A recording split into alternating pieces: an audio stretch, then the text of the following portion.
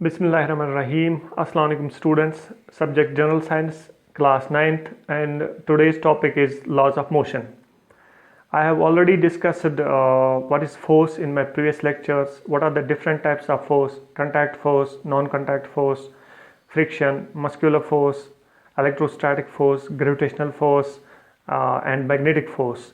Please refer to my previous lectures. They are already available on your WhatsApp group about types of force and what is force. Today we will discuss about laws of motion. There are three laws of motion we are going to discuss. These three laws of motion are given by Sir Isaac Newton.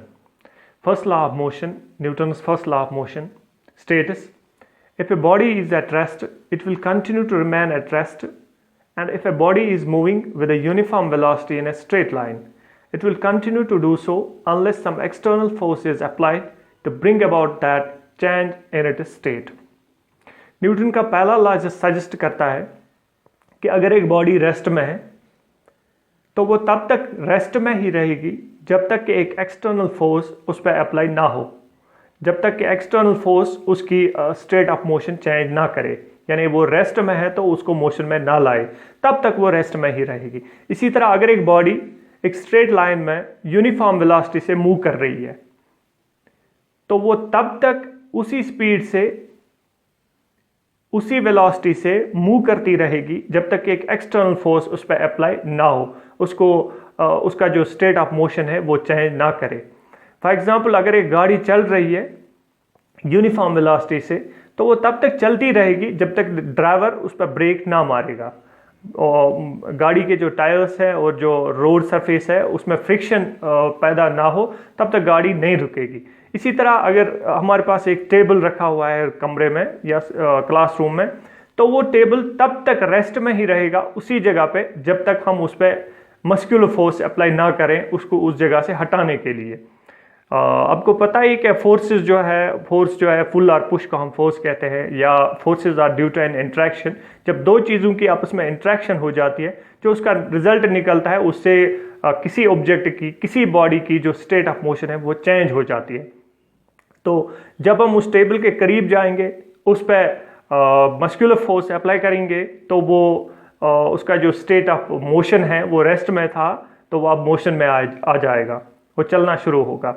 तो यही Newton का first law suggest करता है कि अगर एक body rest में है तो वो तब तक रेस्ट में ही रहेगी जब तक एक एक्सटर्नल फोर्स उस पर अप्लाई ना किया जाए उसका स्टेट ऑफ मोशन चेंज करने के लिए। इसी तरह अगर एक बॉडी यूनिफॉर्म वेलोसिटी से स्ट्रेट लाइन में मूव कर रही है तो वो तब तक मूव करती रहेगी, उसका जो स्टेट ऑफ मोशन है उसी हिसाब से रहेगा जब तक एक एक्सटर्नल फोर्स उस पर अप्लाई ना किया जाएगा। इसी तरह न्यूटन का जो सेकंड लॉ है, Newton second law of motion states the rate of change of momentum of a body is directly proportional to the applied force and takes place in the direction of force. Newton का जो second law है वो suggest करता है कि किसी body की जो rate of change of momentum है, यानी मोमेंटम की जो मिकदार है वो प्रोपोर्शनल होती है, वो उसका जो इन्हिसार होता है वो अप्लाइड फोर्स पे होता है, यानी जिस हिसाब से फोर्स होगा उसी हिसाब से उसका मोमेंटम भी चेंज होगा। Momentum is product of mass and velocity, यानी यूता ज़्यादा फोर्स आस त्यूता ज़्यादा गैस तमिस चेंज ऑफ मोमेंटम, मोमेंटमस मज गैस तीजी तब्दीली, यूता कम फोर्स आस त्यूता गैस मोमेंटमस मज कम ही चेंज। तो this is Newton second law of motion. Change of momentum directly proportional होता है, यानी उसका जो प्रोपोर्शन है वो डिपेंड करता है कि फोर्स किस प्रोपोर्शन पे उसको दिया जाए, और जिस डायरेक्शन में फोर्स दिया जाएगा उसी डायरेक्शन में उसका जो मोमेंटम है वो भी चेंज हो जाएगा।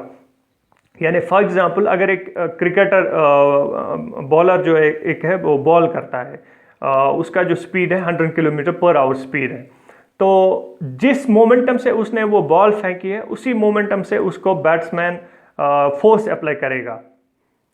तो 100 की स्पीड से बैट्समैन ने भी उस पर शॉट मारा तो उसका जो मोमेंटम है वो डबल हो जाएगा, और जिस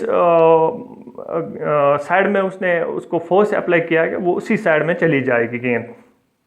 इसी तरह जो न्यूटन का थर्ड लॉ है वो सजेस्ट करता है, it states that every action there is an opposite and equal reaction. हर एक्शन जो हम करते हैं तो उसका जो रिएक्शन निकलता है वो उसके बराबर होता है लेकिन उसके अपोजिट होता है। फॉर एग्जाम्पल, अगर हमने एक बॉल, रबर बॉल एक हम पुश करते हैं एक दीवार पे, तो वो एक्शन है।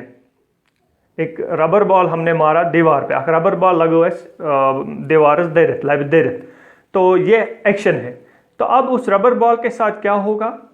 क्या वो उसके साथ चिपक जाएगी या वो वहीं पे गिर जाएगी? नहीं, वो हमारे पास वापस आ जाएगी उसी फोर्स से। तो उसका जो रिएक्शन होगा वो इक्वल होगा, जिस फोर्स से हमने उसको मारा उसी फोर्स से वो वापस आएगी, लेकिन उसकी जो डायरेक्शन है वो अपोजिट होगी। इसीलिए न्यूटन का थर्ड लॉ सजेस्ट करता है to every action there is an opposite and equal reaction. हर जो हम एक्शन करते हैं, हर जो भी हम फोर्स कहीं पे अप्लाई करते हैं, तो उसका जो रिजल्ट निकलता है वो उसके बराबर ही होता है लेकिन उसके अपोजिट डायरेक्शन में होता है। This is all for today. Thank you.